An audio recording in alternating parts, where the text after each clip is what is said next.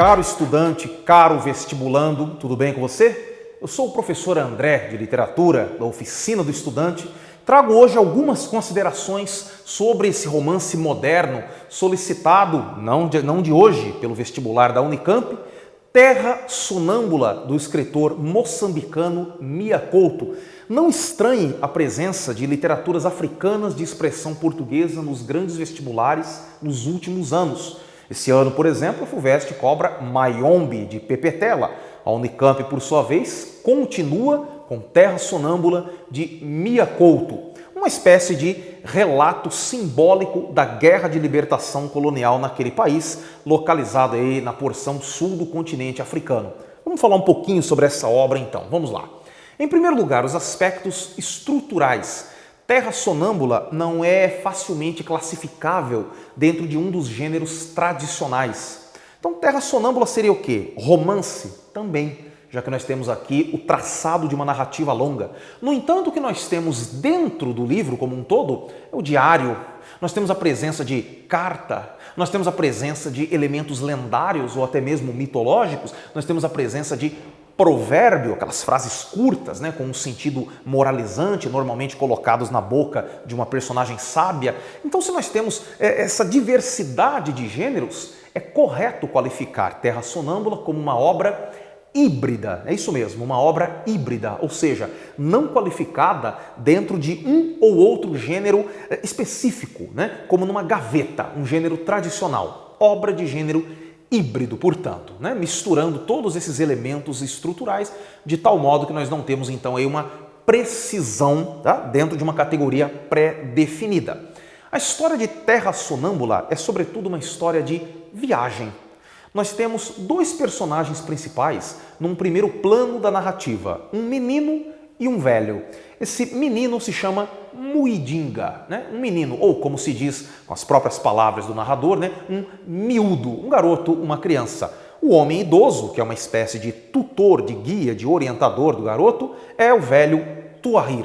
Muidinga e Tuahir simplesmente saem andando, teoricamente em busca dos pais de Muidinga, que havia sido acolhido numa espécie aí de, não vamos dizer de um orfanato, mas de um campo de refugiados propriamente, e que teve em Tuahir um protetor. Então nós temos aí o velho e o novo, simbólicos talvez da condição de Moçambique, uma nação velha, passada, representada talvez aí pela própria morte do velho Tuahir, atenção ao spoiler, e também pela juventude, pela mocidade do pequeno Muidinga, o velho e o jovem de mãos dadas, talvez na busca da construção de um novo Moçambique. Muito bem, Muidinga e Tuahir encontram no início da narrativa um machimbombo.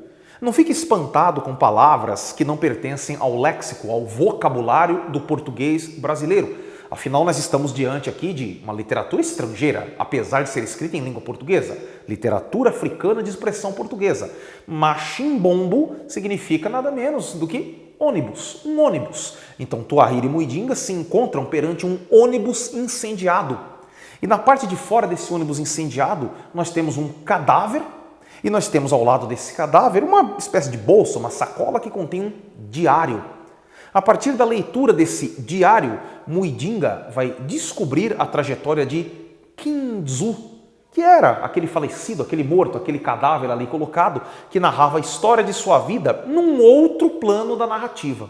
Então, pessoal, muita atenção aqui, porque se estabelece uma dualidade nos planos narrativos.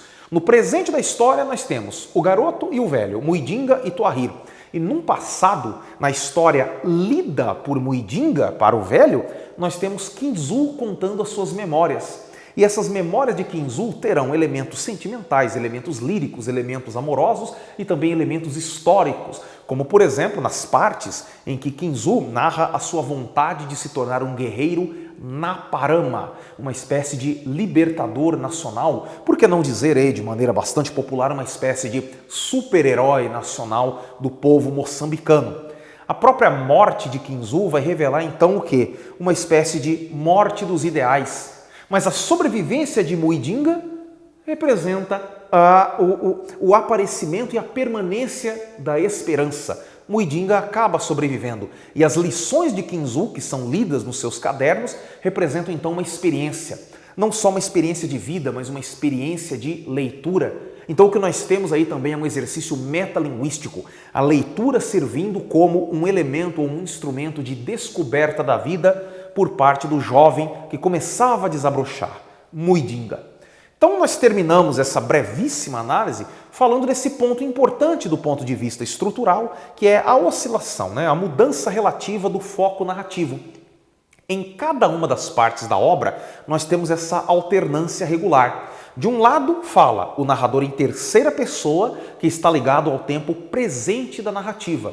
De outro lado, nós temos, logo depois dele, um narrador em primeira pessoa do discurso, que é o próprio Kinzu relatando as suas memórias. Então, Terra Sonâmbula é isso. É um livro de memória, é um livro de história, é um livro de política e, sobretudo, um livro profundamente lírico, já que não falta nele sequer um elemento como a história de amor.